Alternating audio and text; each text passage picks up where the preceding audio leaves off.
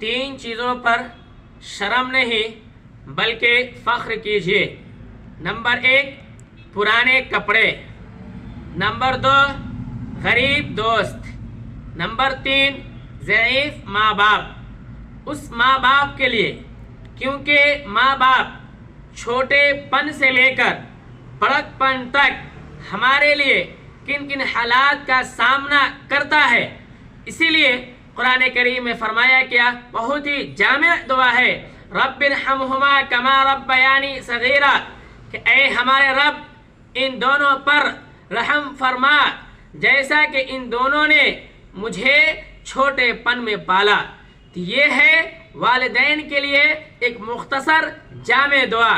تو والدین کے لیے اپنے دعاؤں میں یاد رکھیں، اس میں ہمارے لیے اور ہمارے تمام یوزرز کے لیے ایک پیغام ہے کہ والدین کو